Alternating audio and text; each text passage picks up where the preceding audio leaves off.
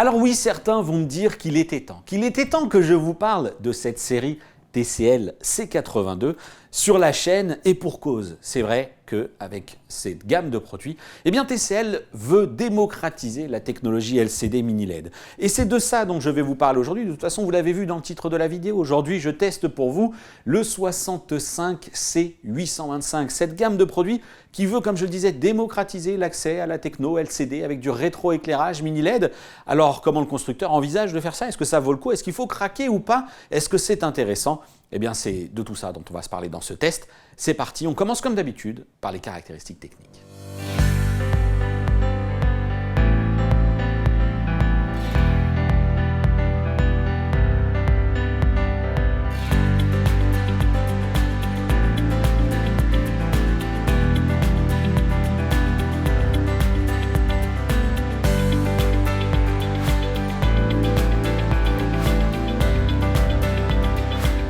Salut à tous, j'espère que vous allez bien. Bienvenue dans cette nouvelle vidéo. Alors oui, c'est vrai que ce produit, eh bien, il est sorti maintenant depuis un moment. Mais en même temps, il est toujours dans les linéaires et puis il va y rester encore un moment parce que même si cette année, il va y avoir un CES de Las Vegas au mois de janvier avec des annonces, eh ben, ce produit, il va quand même rester dans les linéaires. Cette C82 Series, elle existe en deux versions, 55, 65 pouces, et que ce sont des produits qu'on va retrouver à 1100 € et 1600 € en version 65 pouces. C'est quand même très prometteur. C'est très prometteur si je mets en opposition à cela, non pas le QN95A de chez Samsung, parce que lui c'est le modèle vraiment très haut de gamme du constructeur Samsung en l'occurrence.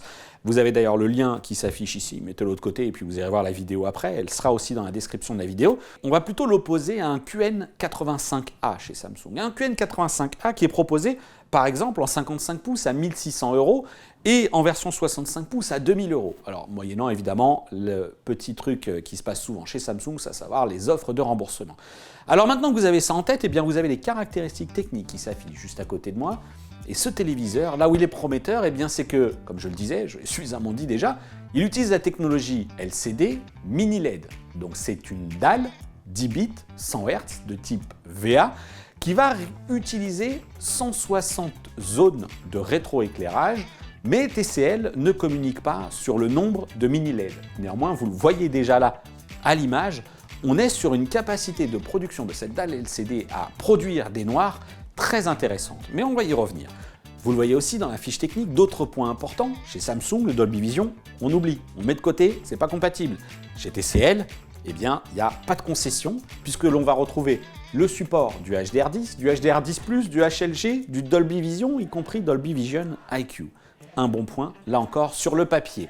Il va falloir voir un petit peu comment le rétroéclairage et comment le processeur exploite un peu tout ça. Autre caractéristique technique importante, que l'on peut d'ailleurs voir ici en façade, matérialisée par ce tissu acoustique, c'est la barre de son qui diffuse sur la partie avant 2 fois 15 watts et on va retrouver à l'arrière un caisson qui fait lui 30 watts RMS et une compatibilité évidemment avec tout ce qui est Dolby Atmos. Toujours du côté des caractéristiques techniques, il y a peut-être un point spécifique qui vous a interpellé, tout simplement parce que vous êtes joueur par exemple, eh bien c'est la présence de l'HDMI 2.1. Mais attention, là où on commence justement à percevoir des petites différences avec un Samsung ou un LG par exemple, qui propose 4 ports HDMI 2.1, ici il n'y en a que 2 de disponibles. C'est un petit peu plus comme chez Sony par exemple, sauf qu'ici on a la prise en charge du 4K 120 avec l'intégration, avec la prise en charge également de la technologie VRR, évidemment ce qui est l'Auto-Low Latency Mode et l'eARC pour le retour audio en haute définition via ces interfaces HDMI, c'est également pris en charge. Donc vous voyez bien que sur le papier, eh bien tout y est pour attirer la clientèle, y compris la clientèle technophile, qui devra également aussi s'intéresser à Android TV et non pas Google TV, puisqu'ici on est sur une interface Android TV dans sa version 11, on va voir si tout ça fonctionne bien dans la partie ergonomie logicielle. Et sans plus attendre, maintenant qu'on a abordé les caractéristiques techniques, on va se parler du design du produit.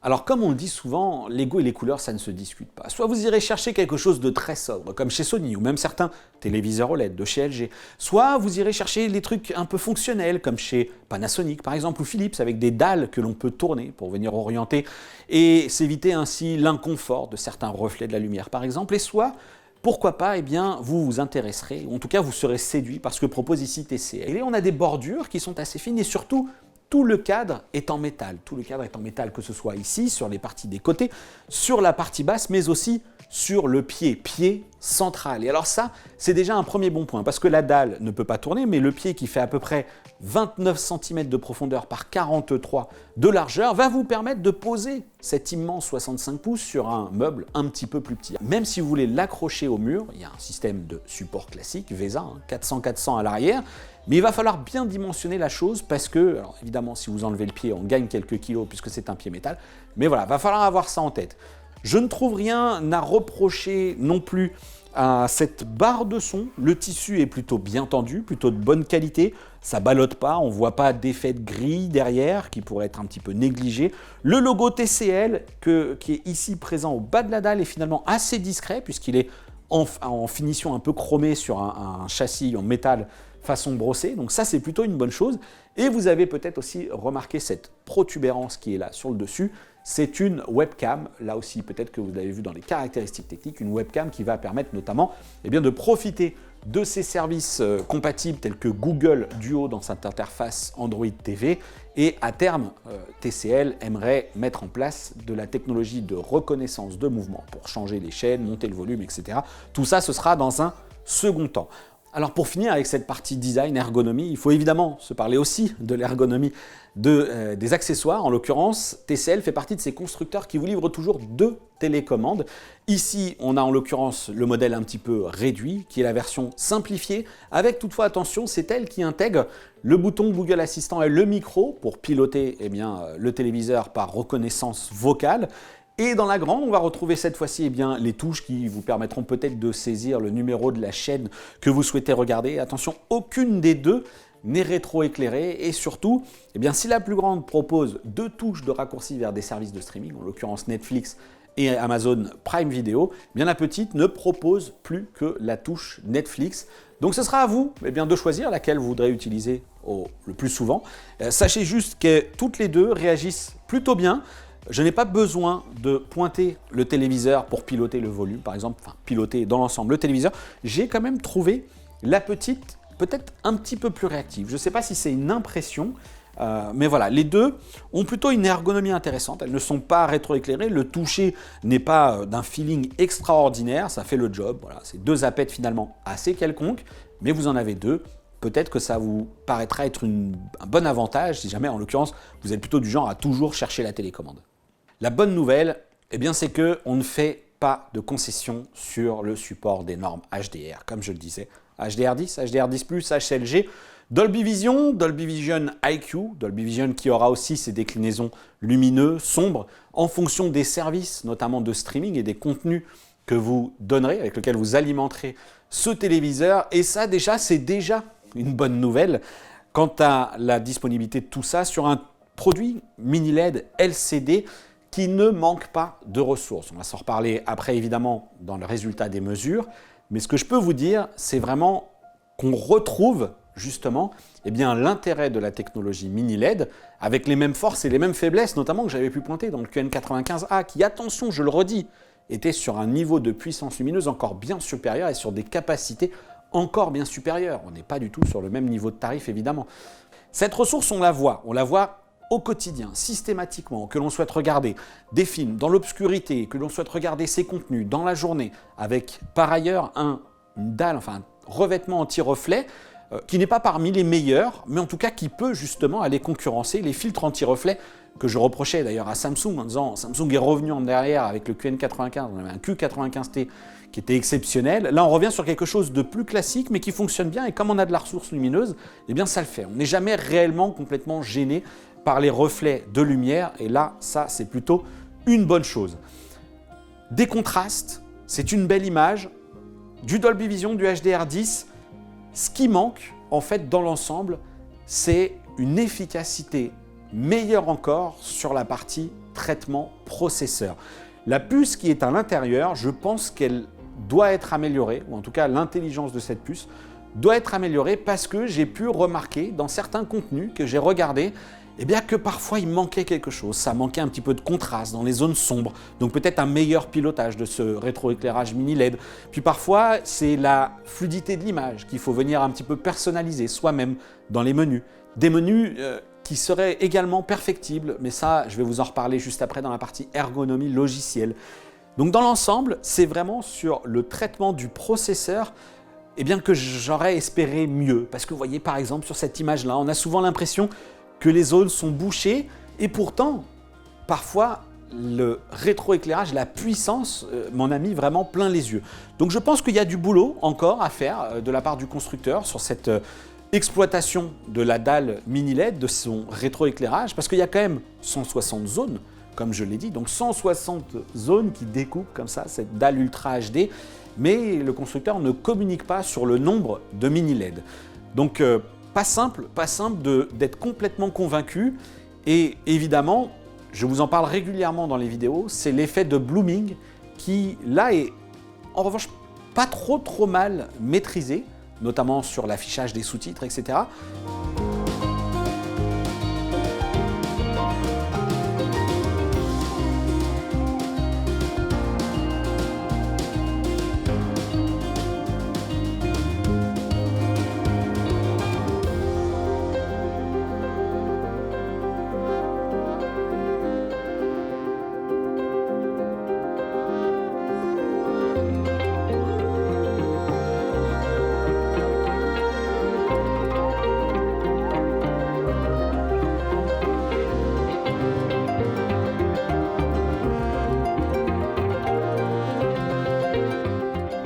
Alors forcément, je vous parle de la qualité vidéo, mais il faut aussi se parler de la qualité audio, puisque c'est l'un des points forts. D'ailleurs, vous pouvez d'ailleurs le considérer comme un point fort, je vous le dis, puisque la qualité audio est bonne, avec naturellement la barre de son ici en façade, et le caisson de basse à l'arrière. Alors, comme je l'ai dit, c'est en façade et c'est là le principal atout, c'est que tout vous est envoyé directement vers le spectateur.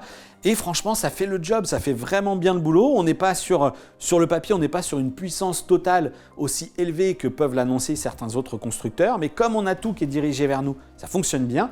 Le caisson de basse derrière, il est plutôt bien présent. En fait, le son est relativement bien équilibré. On ne va pas aller chercher des basses très basses. On ne va pas les monter très haut aussi non plus dans les aigus. Mais pour la reproduction, pour le spectre global, c'est plutôt bien fichu. J'ai même pu remarquer qu'il y avait une spatialisation d'une certaine manière qui était plutôt bien gérée. Ça doit plutôt bien se passer là ici au niveau des canaux gauche et droit. Parce qu'il y a quelque chose qui se passe lorsqu'on écoute ces films, qu'on commence à monter un peu le volume. Il y a de la ressource, il y a de la puissance, il y a un peu de détails, c'est pas complètement dingue, mais c'est plutôt une bonne solution. Si vous êtes dans une consommation exclusivement via le téléviseur, et là aussi, vous n'êtes pas sur un système hi-fi, donc il ne faudra pas en attendre autant, mais ça fait bien le job. Puis vous le savez, je lis les commentaires autant que possible, j'essaye de répondre à vos questions, et notamment, il y en a un qui m'a quand même bien interpellé après la publication du dernier test de chez Sony, où vous me faisiez remarquer que oui, je parle beaucoup de l'effet blooming lorsqu'on parle de téléviseur LCD, les fameuses fuites de lumière. Je me disais, mais qui regarde son téléviseur en biais? Alors moi, par exemple, mon canapé est juste là, le téléviseur est là, et donc quand il y a des sous-titres qui pop sur une image sombre, on voit que ça fait un effet de pompage. Voilà, on a le système de rétroéclairage qui booste localement l'image, et donc du coup, voilà, ça fait du pompage. Alors j'ai tendance à généraliser ça sous l'appellation blooming, parce que ça reste des fuites de lumière, et puis je ne veux pas non plus vous perdre trop dans un tas de termes techniques. Ici, j'ai trouvé que c'était relativement bien maîtrisé, et c'est là que j'ai du mal finalement à me dire, ok, pourquoi TCL maîtrise certains détails où d'autres peut-être s'avouent un petit peu vaincus, et sur le traitement de l'image, on a des choses qui sont perfectibles. Et ça, je pense, encore une fois, je le redis, je me répète, que ça va passer par un meilleur traitement processeur et peut-être aussi une meilleure calibration. Et c'est maintenant de ça dont on va se parler. Et comme d'habitude, je vais passer le micro à la voix off qui va tout vous dire sur le résultat des mesures. À l'image de certains téléviseurs très lumineux, ce modèle de chez TCL aurait mérité un petit peu plus de soin dans la calibration des couleurs. Rien d'affolant dans l'ensemble, mais on retrouve ici les dérives qui peuvent souvent être provoquées par les filtres QLED qui ont tendance à saturer le rendu, s'éloignant ainsi d'une reproduction fidèle des couleurs au profit de quelque chose peut-être plus aguicheur à l'œil. Quoi qu'il en soit, les résultats obtenus en mode film sont loin d'être ridicules. J'ai pu mesurer en mode SDR un delta E moyen de 3,69 sur environ 60 mesures. Comme on peut le voir, c'est là encore la calibration du point blanc qui tend à plomber la note. Néanmoins, vous ne devriez pas être franchement indisposé pour autant par ce blanc un peu trop chaud en mode film, comme le confirme d'ailleurs le résultat de la mesure des températures qui place 65 pouces à 6733 K contre 6500 K de référence. Sans surprise donc, j'ai pu relever une échelle de gris qui traduit là encore les faiblesses du téléviseur, mais que TCL ne devrait pas avoir trop de mal à corriger. J'ai pu également noter que le gamma de 2,38 talonne de très près la courbe de référence. En mode HDR, l'affaire se complique toutefois encore un petit peu. J'ai pu mesurer un delta moyen de 4,27, là encore sur 60 mesures, et sans aucune action de ma part dans les réglages. Et si la calibration est perfectible, la dalle montre pour sa part des capacités intéressantes, avec une couverture de 98% du REC 709, de plus de 95% de l'espace colorimétrique DCI-P3 et environ 80% du BT2020. Les performances les plus appréciables concernent la gestion de la luminosité. Observez les courbes EOTF et luminance qui sont carrément confondues avec les résultats des mesures obtenues. J'ai pu relever une luminosité maximale à 10% de 1080 nits, une belle performance. Notez toutefois que l'électronique fait chuter la puissance lumineuse lorsque la mire occupe au-delà de 25% de la surface de la dalle.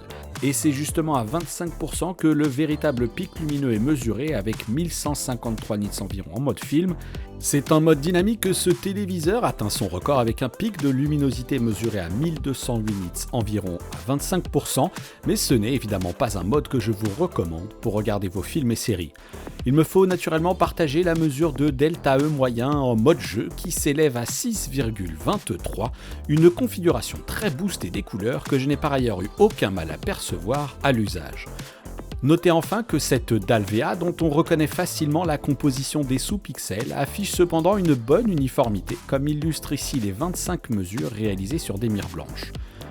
Enfin, le taux de contraste dépasse les 14 000 pour 1 avec une luminosité moyenne qui s'établit tout de même à environ 665 candela par mètre carré. Voilà, vous l'avez vu, hein, les mesures parlent d'elles-mêmes.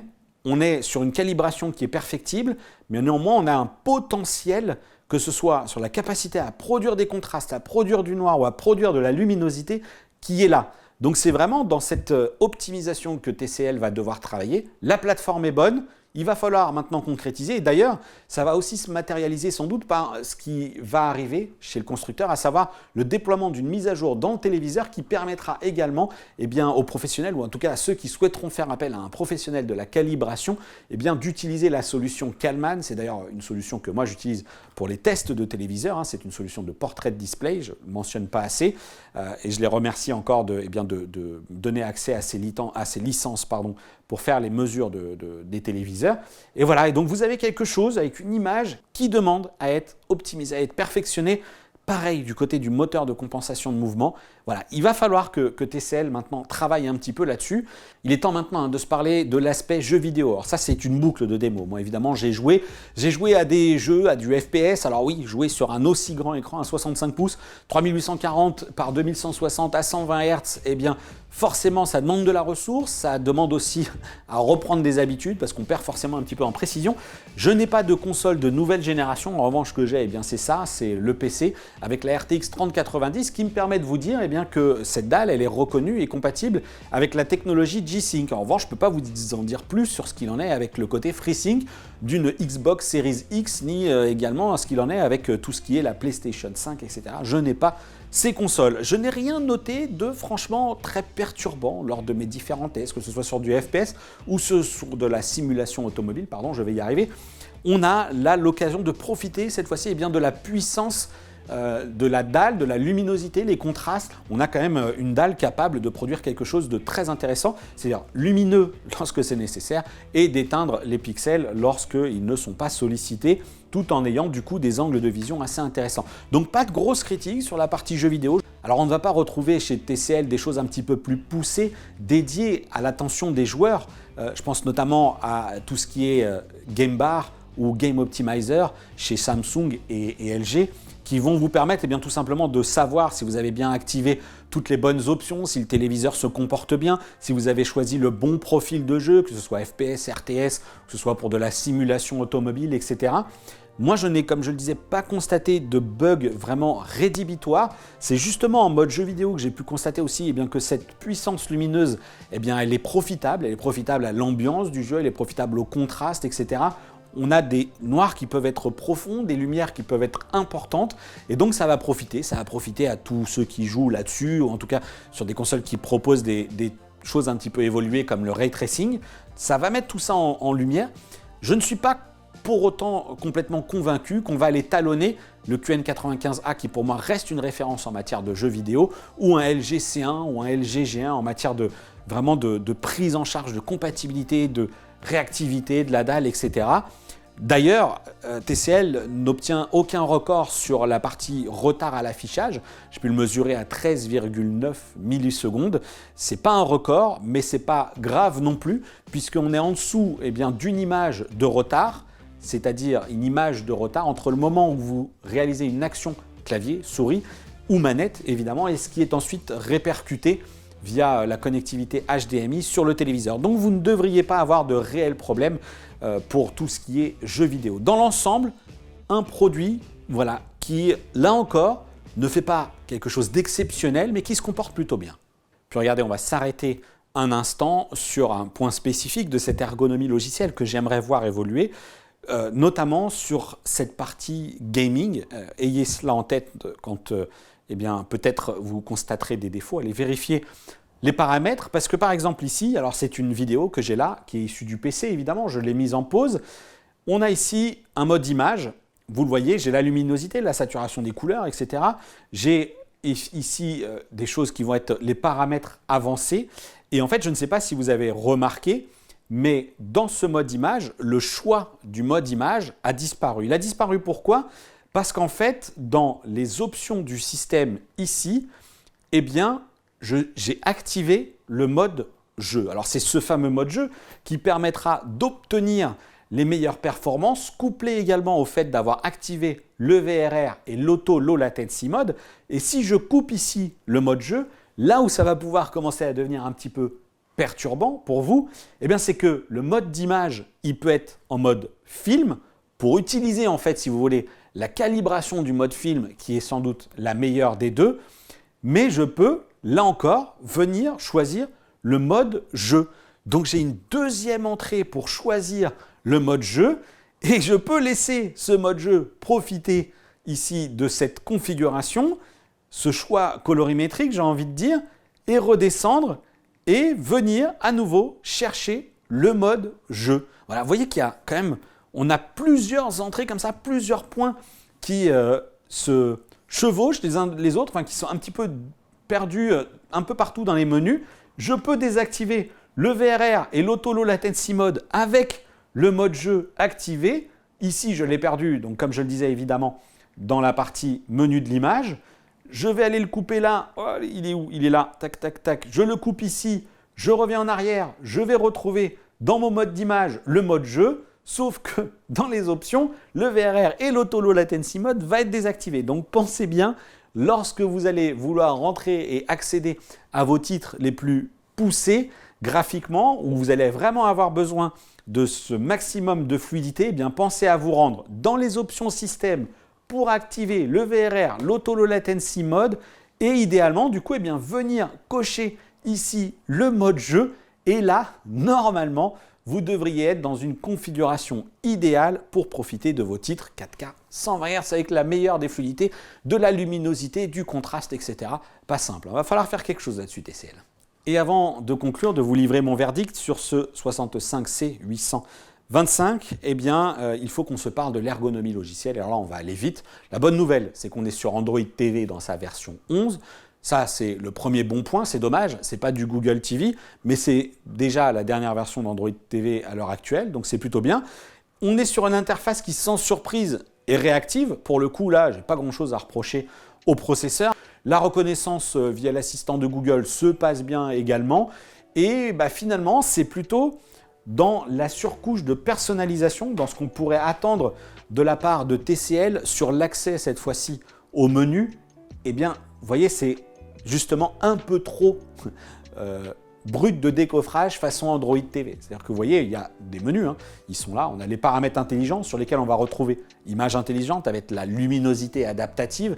Ça, je vous recommande de le laisser activé, notamment parce qu'il y a de la ressource lumineuse et ce qui vous permettra de réduire l'effet de blooming dont j'ai parlé un petit peu plus tôt.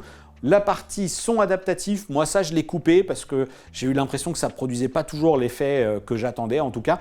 Et ensuite on rentre dans les menus images. Donc là, vous voyez, on est sur les pré-réglages habituels, jeux, films, standards, etc. Typiquement, pour un usage cinéma, il n'y a bien que le film qui vaut le coup, j'ai envie de dire. Et évidemment, quand vous êtes sur des séries Dolby Vision, eh bien vous allez avoir le mode Dolby Vision IQ, ou lumineux et sombre, qui vont venir se rajouter à tout ça, mais ça, le téléviseur va le gérer seul. Paramètres de luminosité, bon, tout ça, ce sont des choses qu'on va retrouver. Le local dimming, moi, je l'ai trouvé finalement plus intéressant en mode moyen. On pourrait le couper complètement, mais je ne suis pas sûr que... Moi, vraiment, c'est le mode moyen qui était le plus efficace, selon moi, enfin, qui s'est avéré le plus intéressant. Et en fait, là où je reproche un petit peu à TCL d'avoir intégré ça un peu brut de décoffrage, c'est qu'en opposition à tout cela, vous savez que moi j'aime beaucoup la surcouche Sony, que ce soit appliquée sur de l'Android TV ou du Google TV, et là il y a très peu d'efforts qui ont été faits pour ne serait-ce que personnaliser un petit peu les options de réglage, rendre ça un petit peu plus ergonomique, un petit peu plus sexy, un petit peu plus sympa. Là-dessus aussi, je pense que TCL a les moyens de, tout simplement de pousser un petit peu plus loin et faire des choses un petit peu plus grand public, avec peut-être un petit peu plus d'explications. Voilà, on sait que ça tend vers ce genre de mécanisme, des infobulles, l'explication tout simplement des différents réglages. Et là, on n'y est pas du tout. C'est un peu dommage. Voilà, donc c'est sur cette partie Android TV à peu près tout ce que je voulais vous dire, si ce n'est qu'on a évidemment aussi la présence de cette webcam qui va pouvoir être utilisée dans les services de conversation en vidéo, que ce soit du Google Duo par exemple, c'est souvent ce qui est mis en avant. Donc là, si jamais vous voulez vous lancer dans de la vidéoconférence depuis votre canapé, ce sera possible grâce à la webcam. Et ensuite, vous allez retrouver encore une fois les fonctionnalités avec Alexa qui passent cette fois-ci, non pas comme pour Google Assistant, le micro est intégré par l'enceinte connectée. Il va falloir coupler un petit peu le téléviseur, l'enceinte, la skill, etc. Bon, c'est assez classique tout ça. Chers abonnés, j'en arrive maintenant au moment où je vous livre mon verdict concernant ce 65C825 et c'est pourquoi, avant cela, j'en appelle à votre attention. Vous verrez dans l'infobulle, située en haut à droite, enfin si la toute-puissance de YouTube ne me réserve pas de bug, un lien qui vous emmènera vers une autre vidéo dédiée, cette fois-ci aux bugs que j'ai pu rencontrer pendant le test de ce téléviseur. Si ce n'est pas le cas, pas de panique, vous retrouverez ce lien en description de cette vidéo. Après une longue hésitation, j'ai décidé de ne pas faire figurer les problèmes ici dans cette vidéo. D'abord parce qu'il se pourrait bien qu'ils soient corrigés au fil du temps, mais il se pourrait bien aussi qu'ils ne soient liés qu'à mon modèle de test. Enfin là-dessus, j'ai des doutes, parce qu'il ne m'a pas fallu beaucoup de temps ni d'énergie pour multiplier les exemples et collecter des avis utilisateurs qui allaient dans mon sens. Si après donc vous trouverez mon verdict qui met de côté ces problèmes avec l'espoir que sur les volumes considérables produits par TCL, que ces bugs, que je n'ai d'ailleurs rencontrés nulle part ailleurs, soient vraiment isolés. Si vous êtes en phase d'achat, donc pensez à y jeter un œil à cette autre vidéo qui peut-être sera complétée d'ailleurs par des avis utilisateurs dans la rubrique commentaires. Voilà, c'est le moment pour moi de vous livrer mon verdict sur ce téléviseur 65 pouces LCD mini LED de chez TCL. Vous avez les points positifs, les points négatifs qui apparaissent juste là avec le récapitulatif des prix parce que c'est vraiment ça qu'il va falloir avoir en tête. Puisque l'un des premiers points positifs, finalement, c'est le rapport qualité-prix. Le rapport qualité-prix qui s'accompagne d'une belle qualité d'image perçue. Alors c'est vrai que je n'avais pas eu de téléviseur TCL en test depuis longtemps.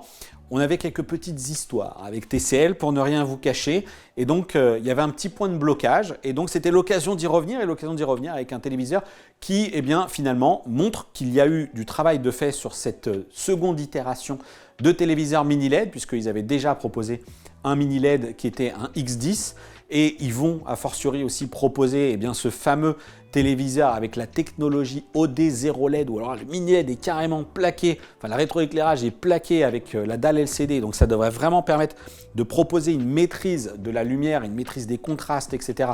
bien supérieure et donc également des angles de vision. Donc il y a cette montée qui est selon moi palpable. Voilà, j'ai pu constater qu'il y a du mieux de ce côté-là, du côté de chez TCL.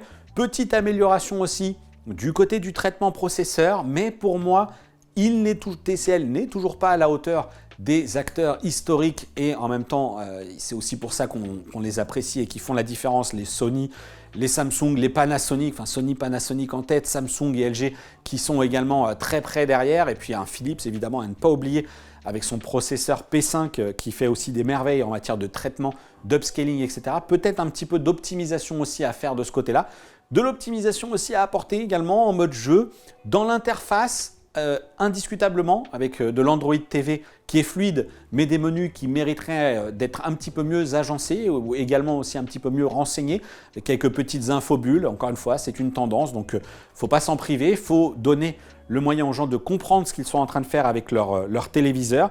La fidélité des couleurs qui n'est pas parfaite, évidemment, par rapport à ce qu'on pourrait s'attendre sur un téléviseur mini LED, mais encore une fois, il y a des réglages qui sont possibles pour améliorer un petit peu le résultat. Mais avec un mode film, franchement, ça fera l'illusion, ça fera le job dans l'essentiel des situations. Il y a encore en tête qu'il faut que ça progresse sur la partie processing. Mais alors, je tiens quand même à vous rassurer, hein, je ne suis pas en train de vous dire que vous allez devoir systématiquement mettre les doigts dans les réglages pour obtenir une belle image. Non, de base, ça convient avec le mode film. Et c'est en fait quand vous allez multiplier les sources, multiplier les usages, les contenus, etc., et bien que parfois vous vous rendrez compte qu'il vaut peut-être mieux aller justement s'intéresser à ces réglages. En fait, pour synthétiser mon point de vue, c'est vraiment sur, vous savez, ce dont je vous parle souvent dans les vidéos, cette fameuse intelligence artificielle, ce que les constructeurs mettent beaucoup en avant. Et bien finalement, là, je me dis que c'est peut-être là-dessus qu'il y a du boulot pour que de manière plus générale, sur tous les contenus qu'on va aller regarder, et bien que ça va être globalement très bon, voilà, et quand même, c'est bon de base. J'ai pu apprécier de me rendre compte que ce mini LED est suffisamment bien géré pour offrir des beaux angles de vision lorsqu'on est sur les côtés, etc. Et donc voilà, donc c'est comme ça que ça peut, grosso modo, un peu synthétiser mon point. Et bien sûr, n'oubliez pas que la partie audio fait aussi partie des points positifs parce qu'il y a du coffre, il y a de la ressource, c'est puissant. Et ça aussi, c'est à prendre en compte quand même. Je vous dis à bientôt pour une prochaine vidéo. D'ici là, n'hésitez pas, vous savez où me joindre. Il y a les réseaux sociaux qui se sont affichés, le canal Discord, le lien est dans la description. Il est de plus en plus, vous y êtes de plus en plus actifs et ça, c'est toujours très très cool. Je vous dis à bientôt pour une prochaine vidéo. D'ici là, portez-vous bien. Ciao!